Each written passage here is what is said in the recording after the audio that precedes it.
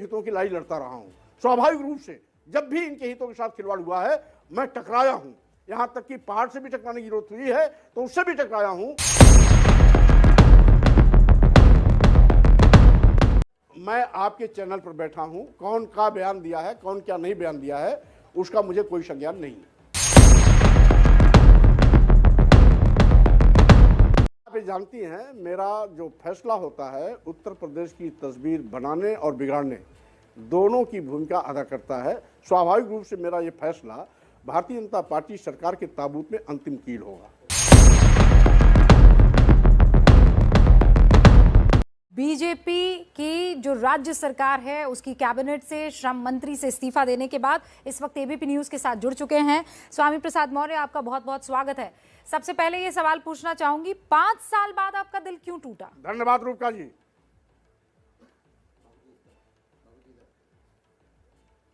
स्वाभाविक रूप से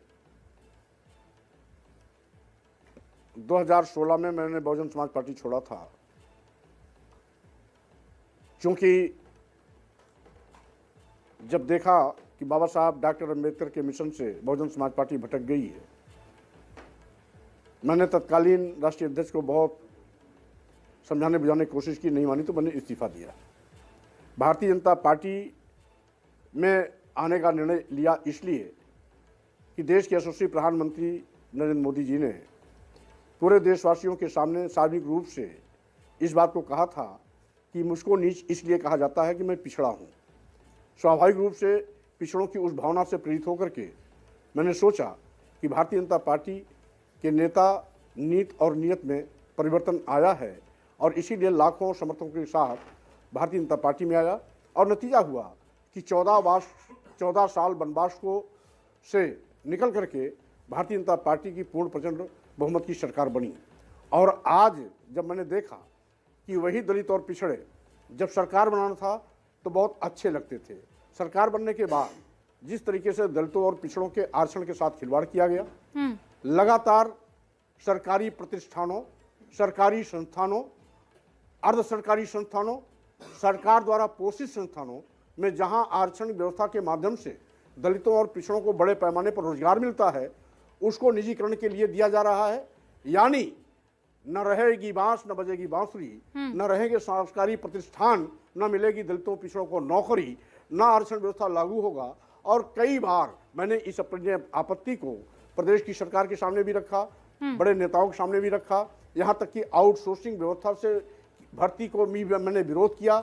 और साथ ही साथ मैंने मांग किया कि चूंकि उत्तर प्रदेश की सरकार पर आउटसोर्सिंग के माध्यम से भर्ती पर कोई बचत नहीं होता, कोई खर्च में कटौती नहीं होती, बल्कि हमें उत्तर प्रदेश सरकार पर आर्थिक भार उतना ही वहन करना पड़ता है जितना सरकारी नौकरी देने में होता है। तो इसलिए आउटसोर्सिंग व्यवस्था को खत्म करके रोजगार दिया जाए, लेकिन सरकार ने उस बात को टाल दिया। इसके साथ ही साथ आपने ये भी देखा होगा किसानों के साथ क्या हुआ, नौजवान बेरोजगारों के साथ क्या हुआ, छोटे लघु और मध्यम व्यापारियों के साथ क्या हुआ। उचित प्लेटफॉर्म पर सदैव ठीक है स्वामी जी, आप ये कह रहे हैं कि कुछ मुद्दों पर आपकी सरकार से नहीं बन पाई, नहीं चल पाई।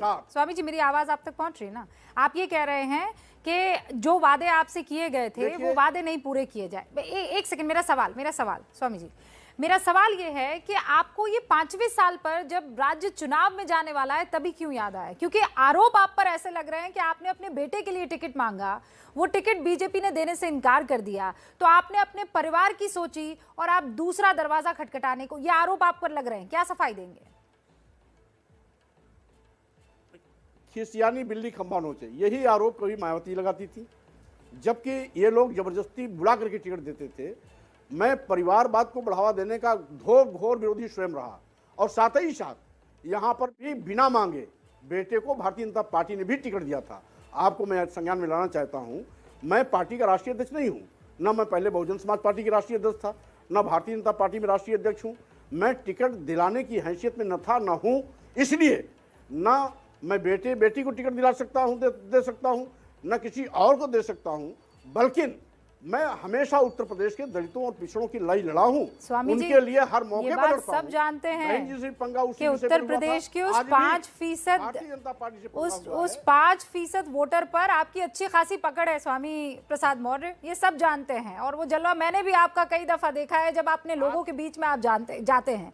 तो मैं ये बात जानती हूँ कि आप वोट दिलाते हैं और वोट दिलाने के एवज में टिकट भी तो मांग सकते हैं ना स्वामी प्रसाद मौर्य। तो अब आप मुझसे ये वादा कर रहे हैं, एबीपी न्यूज की जनता को ये कह रहे हैं कि आपका बेटा जो है वो जाने वाली पार्टी में टिकट नहीं लेकर चुनाव नहीं लड़ेंगे।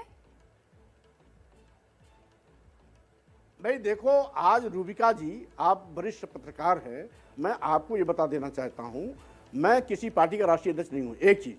दूसरी चीज, लोकतंत्र में सबको लड़ने का अधिकार है। तीसरी चीज, मैं जब पूरे प्रदेश के दलितों और पिछड़ों की वकालत पहले भी करता था, आज भी करता हूं। और साथ ही साथ राजनीति का केंद्र बेटा बेटी नहीं होता है, बल्कि पूरा दलित और पिछड़ा समाज होता है। और आज से नहीं, पिछले 32 सालों से मैं इनके हितों की लड़ाई लड़ता रहा हूं। स्वाभाविक रूप से जब भी इनके हितों के साथ खिलवाड़ हुआ है, मैं टकराया हूं। यहां तक कि पहाड़ से भी टकराने की जरूरत हुई है तो उससे भी टकराया हूं और उस पहाड़ को भी चकनाचूर किया। तो स्वामी जी एक बात बताइए ना, आप टकरा गए, अब आप पहाड़ से टकरा गए बनाने और बिगाड़ने में, अब आप टकरा गए स्वामी प्रसाद मौर्य। अब मुझे ये बताइए कि जाएंगे किस करवट? इस्तीफा देने के बाद जाएंगे कहां? 14 जनवरी को वो भी फैसला आपको बता दिया जाएगा। वो अखिलेश यादव तो आपके संग वाली एक तस्वीर ट्वीट कर रहे हैं, आप दोनों लग बड़े प्यारे रहे साथ में, तो वहां तो नहीं जा रहे आप? स्वाभाविक रूप से अगर इस्तीफा देने का किसी ने स्वागत किया है तो मैं उसको धन्यवाद देता हूं। धन्यवाद देते हैं या फिर साथ देते हैं? अब रूबिका जी अगर आप कोई सलाह देंगी तो हम उसको ही मान लेंगे। केशव प्रसाद मौर्य का ट्वीट पढ़ लिया आपने स्वामी प्रसाद मौर्य साहब? उनको भी मैंने आपके मीडिया के माध्यम से धन्यवाद दे दिया है, लेकिन कमान से तीर निकल जाने के बाद तीर कभी कमान में वापस नहीं आता है। निर्णय ले लिए जाने के बाद अब किसी की सलाह का कोई मान्य नहीं होता है। जो भी सलाह दे रहे हैं मैं उनको धन्यवाद देता हूं। तो आप मौर्य साहब की बात को नहीं मानने वाले हैं? बीजेपी का दामन छोड़ दिया, अब उस चौखट पर नहीं जाने वाले हैं पक्का? देखिए, स्वाभाविक रूप से मैंने आपको पहले भी स्पष्ट किया, हमें किसी नेता से न कोई गिला शिकवा शिकायत है, न गुरेज है। नीतियों की, गलत नीतियों का मैं विरोध पहले भी किया हूं, आज भी कर रहा हूं। आज जिस तरीके से बड़े पैमाने पर प्रदेश की जनता के साथ खिलवाड़ हुआ, जिस तरीके से दलितों पिछड़ों के आरक्षण के साथ मजाक हुआ, जिस तरीके से किसानों के हितों की अनदेखी हुई, जिस तरीके से बेरोजगार नौजवानों के साथ खिलवाड़ हुआ, और साथ ही साथ छोटे सूक्ष्म मध्यम तो स्वामी प्रसाद मौर्य साहब, ये आपको 5वें साल क्यों याद आया? मैं आपसे ये सवाल पूछ रही हूँ, आपने बीच में ये फैसला क्यों नहीं लिया? दूसरे साल, तीसरे साल, चौथे साल क्यों ये फैसला नहीं लिया? लोग ये आरोप लगा रहे हैं कि जहां आपकी दाल नहीं गलती है आप दूसरी पार्टी का दामन थाम लेते हैं। यही आपने बीएसपी के साथ किया, अब यही आप बीजेपी के साथ कर रहे हैं। रूबिका जी आपकी सोच को मुबारकबाद, लेकिन मैं ये कहना चाहता हूं, आज हर फैसला, राजनीतिक फैसला उचित अवसर पर लिया जाता है।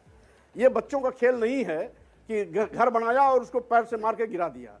उचित समय पर मैंने फैसला लिया। जब मैं मंत्रिमंडल में मंत्री था, मैंने 5 साल जो विभाग सौंपा गया था, रिकॉर्ड तोड़ काम किया, न भूतो न भविष्य। आज 1 करोड़ से ज्यादा श्रमिकों को मैंने लाभान्वित कराया। आज 1 करोड़ 30 लाख के पार मैंने पंजीयन कराया। 8 साल में जहां पर मात्र 34 लाख पंजीयन था, 4.5 साल में 1 करोड़ के 30 लाख के पार किया। और 8 साल में, पूर्व की सरकारों में 8 साल में जहां मात्र 7 लाख लाभार्थी थे, वहीं पर आज 1 करोड़ से ज्यादा मैंने श्रमिक लाभार्थी दिया। इसलिए हमने उत्तरदायित्व के निर्वहन में कोई कमी नहीं की। लेकिन तो इसका मतलब आप तो सब सारा काम कर रहे थे, तो आपको काम करने से रोक कौन रहा था स्वामी प्रसाद मौर्य साहब? देता भी रहा। हमें रोकने के लिए कोई पैदा ही नहीं हुआ है, एक चीज। दूसरी चीज, गलत नीतियों का मैंने विरोध किया है, मैं किसी नेता का विरोध नहीं कर रहा हूं। स्वामी प्रसाद मौर्य साहब, सब लोग आज की तारीख में पासवान जी को फिर से याद कर रहे थे। उनको कहते थे केंद्र का राजनीतिक विशेषज्ञ, मौसम वैज्ञानिक। आज उत्तर प्रदेश का मौसम वैज्ञानिक आपको कह रहे हैं कि हवा जिस तरफ चल रही है वैज्ञानिक जी को पता चल गया है। अब देखिए, लोगों की जैसी सोच है वैसी उसकी बात होगी, विचार होगा। रही बात, मैंने आपको पहले भी कहा, पूरे प्रदेश के दलितों और पिछड़ों के हितों के लिए मैं हमेशा काम करता रहा, आज भी कर रहा हूं, आगे भी करता रहूंगा। आपकी बेटी का क्या होगा स्वामी प्रसाद मौर्य साहब? मैंने आपको यह भी बताना चाहता हूं चैनल, आपकी चैनल के माध्यम से, मैं कोई भी राजनीतिक फैसला, मैं हमारा निर्णय अपना होता है, उसमें मैं किसी को शामिल नहीं करता हूं। मैं भावनाओं के अनुरूप निर्णय लेता हूं और कभी किसी को शामिल नहीं करता हूं, ना किसी को बता के निर्णय लेता हूं। हम जब भी निर्णय लेते हैं अकेले लेते हैं और हर निर्णय मेरा चौंकाने वाला होता है, प्रदेश हित में होता है, सरकार बनाने और बिगाड़ने में अहम भूमिका निभाता है। और यह भी मेरा फैसला भारतीय जनता पार्टी की सरकार की ताबूत में अंतिम कील होगा। नहीं, तो बेटी आपकी बीजेपी में, आप किसी और पार्टी में, ये चलेगा कैसे या चल जाएगा? भाई वो उसका फैसला उसका है, उसके फैसले को मैं अपना फैसला उस पर लाद नहीं सकता हूं। तो अगर वो चाहें तो वो बीजेपी में रह सकती हैं? वो कहां रहेगी कहां नहीं रहेगी वो बदायूं की जनता से पूछ के निर्णय लेगी, उसके विषय में मुझे कुछ भी नहीं कहना। अरे आप तो पिता हैं स्वामी प्रसाद मौर्य साहब, आपको जरूर बिटिया ने बताया होगा। मैं भी अपने अब्बा को हर चीज बताती हूँ, आपकी बिटिया ने भी। और आप तो राजनीतिक गुरु हैं भाई उनके, ऐसा हो ही नहीं सकता है। रूबिका जी, मैं आपको फिर बता देना चाहता हूं, बेटी बाद में है, पहले हमारे सामने उत्तर प्रदेश के दलित और पिछड़े हैं। आप यहाँ पर बड़ी बात कह रहे हैं, लेकिन आप पर आरोप लग रहे हैं कि नहीं बेटी और बेटा ही है, बाकी दलित और पिछड़े तो सिर्फ वोट बैंक के हिसाब से आपकी ताकत है, वरना आपको चाहिए अपना राइट और लेफ्ट हैंड जो है वो मजबूत करे। राइट हैंड बेटी है, लेफ्ट हैंड बेटा है। आपको सीधे सीधे छोटी सोच छोटी बात। अगर आपको ध्यान होगा, बहुजन समाज पार्टी में मैं सैकड़ों लोगों को टिकट दिलाता था। आज भी यहाँ पर कई दहाई में मैंने टिकट दिलाया है। अभी तो आप स्वामी प्रसाद मौर्य साहब कह रहे थे कि मैं टिकट दिलाने की हैसियत ही नहीं रखता हूँ, मैं किसी पार्टी का अध्यक्ष नहीं था। अभी 10 मिनट में आप अपनी बात से पलट गए। नहीं, मैं राष्ट्रीय अध्यक्ष नहीं था, न हूं, ना आगे भी रहूं। नहीं कि अभी कोई हम महत्वाकांक्षा रखते हैं, परिस्थितियों के अनुसार मैं जनता के, उत्तर प्रदेश के नहीं, मैं अध्यक्ष पद की बात नहीं कर रही हूँ। आप ये कह रहे हैं मैं किसी को टिकट नहीं दिला पाता था, के अनुसार निर्णय लेता हूं। अभी आप कह रहे हैं कि मैंने सैकड़ों को टिकट दिलाया है। नहीं, मैं वकालत करता हूं। हाँ, मैं सबकी वकालत करता था, टिकट दिलाता था, यहां भी टिकट दिलाया हूं, यहां भी वकालत किया हूं, तो हम सबकी वकालत करते हैं। तो आप अपने बेटे की वकालत करेंगे समाजवादी पार्टी में जाकर? अगर आप लड़ने के लिए इच्छा जाहिर करेंगे तो मैं आपको भी टिकट दिलाने की वकालत करूंगा।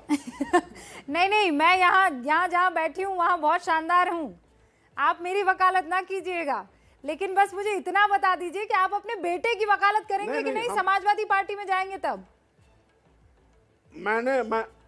मैंने आपको कहा कि यदि आप भी इच्छा जाहिर करेंगी तो मैं आपका भी वकालत करूंगा। तो वकालत किससे करेंगे ये तो बताइए, फिर मैं डिसाइड करूंगी।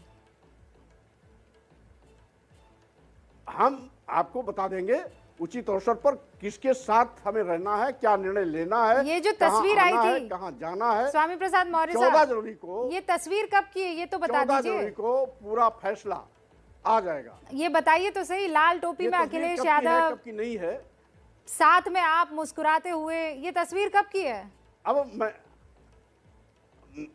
मैं आपको बताना चाहता हूं, समाजवादी पार्टी वाले आज से लाल टोपी नहीं लगाते हैं, बहुत पहले से लाल टोपी लगाते हैं, इसलिए उनका लाल टोपी लगाना यह बहस का विषय नहीं है। नहीं, उनकी लाल टोपी से मुझे कोई दिक्कत नहीं है, आपकी उस लाल टोपी को हरी झंडी से मुझे जो है मेरा इंटरेस्ट है, मैं वो जानना चाह रही हूँ। आप दे रहे हैं कि नहीं दे रहे हरी झंडी उनको?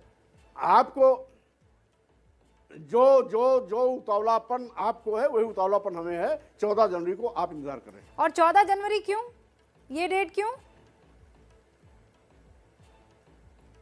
इसलिए कि 2 दिन तक मैं अपने कार्यकर्ताओं से और समर्थकों से संवाद कर रहा हूं। लोग ये कह रहे हैं कि पिछड़ों को भूल गए आप, आपको सिर्फ परिवार याद रहा, पिछड़ा पिछड़ा ही रह जाएगा क्योंकि आप लगातार बार्गेनिंग मोड में रहते हैं। मैं आपको पहले स्पष्ट कर दिया, छोटी सोच छोटी बात।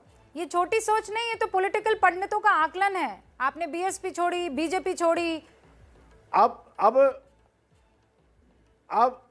आप पॉलिटिकल पंडित होंगी, मैं उस पर कोई बहस नहीं करना चाहता, लेकिन राजनीतिक पूर्णकालिक मैं करता हूं, इसलिए राजनीति में कौन सा निर्णय कब लिया जाना है इसको भी मैं आपसे बेहतर समझता हूं। अच्छा ये बताइए ना, नहीं आप बड़े राजनीतिक विशेषज्ञ हैं और राजनीतिक हैं, इसमें किसी तरह की कोई दो राय नहीं है। इसीलिए तो आपने सही टाइम पर बीएसपी को छोड़ा, फिर सही टाइम पर बीजेपी को थामा, फिर सही टाइम पर बीजेपी को आप हो सकता है छोड़े हो, ये तो जनता तय करेगी। लेकिन मुझे ये बताइए, अखिलेश जी से बात क्या हुई?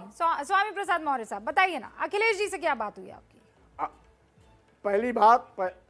पहली बात तो आपको अगर किसी बात पर एतराज हो तो बता दीजिए, उस एतराज को ध्यान में रखते हुए मैं कोई काम करूंगा। रही बात, हम पहले भी स्पष्ट कर चुके हैं, हम किसी से पूछकर राजनीतिक फैसला नहीं लेते हैं। वो आपके बेटे का अभी बयान आया है, वो ये कह रहे हैं कि पिताजी डिसाइड करेंगे उत्कृष्ट मौर्य जो है वो कहां से चुनाव लड़ेंगे। तो आपने डिसाइड कर लिया है वो कहां से चुनाव लड़ेंगे? मैं आपके चैनल पर बैठा हूं, कौन का बयान दिया है, कौन क्या नहीं बयान दिया है, उसका मुझे कोई संज्ञान नहीं। आपके बेटे ने, मैं बता रही हूँ ना आपको, इतना तो मुझ पर यकीन होगा, आपके बेटे ने अभी बयान दिया है कि पिताजी डिसाइड करेंगे। तो पिताजी ने डिसाइड किया है बेटे चुनाव लड़ेंगे कि नहीं?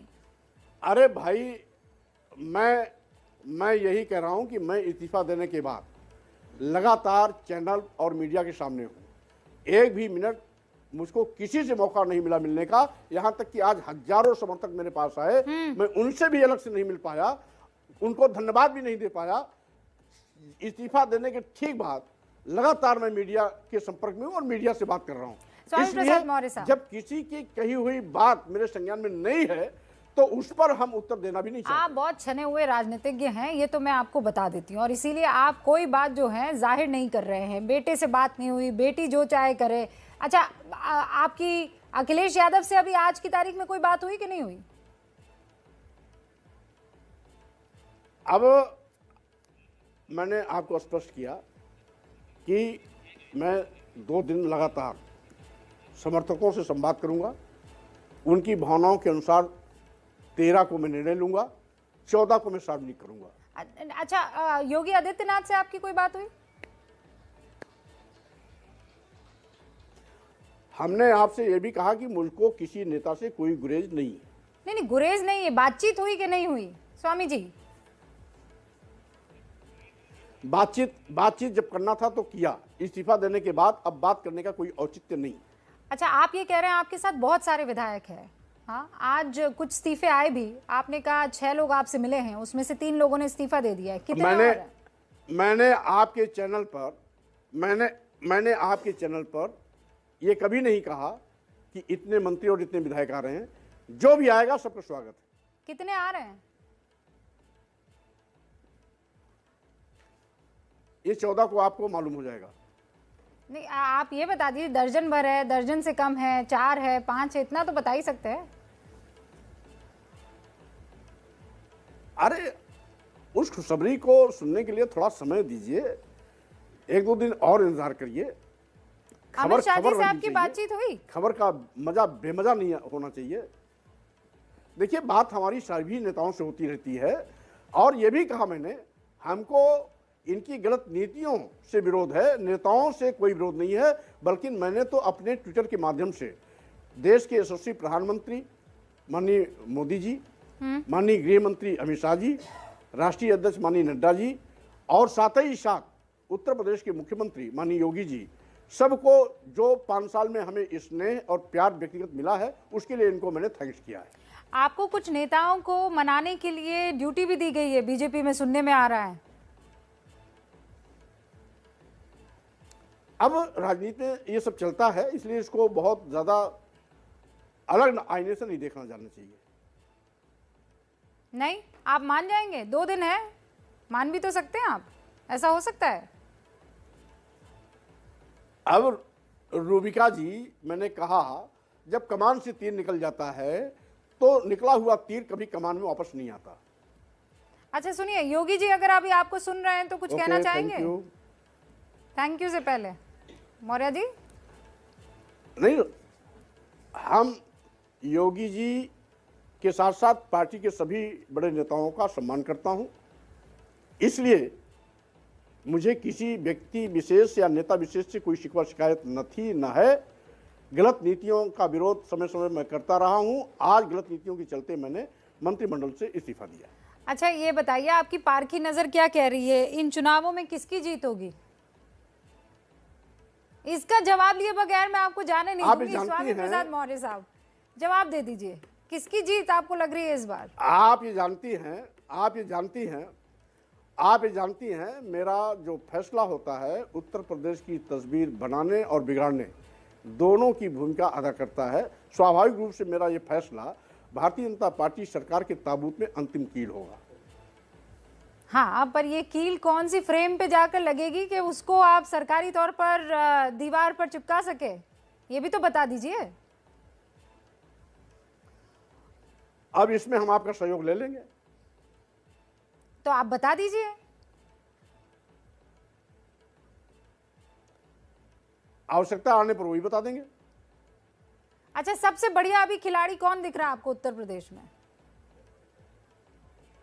कौन अच्छा काम कर रहा है? अब बहन जी, अखिलेश जी, योगी जी तय करता है। नहीं, आप बताइए ना, आप एक राजनीतिज्ञ के तौर पर किसे बढ़िया खेलते हुए देख रहे हैं? प्रियंका गांधी?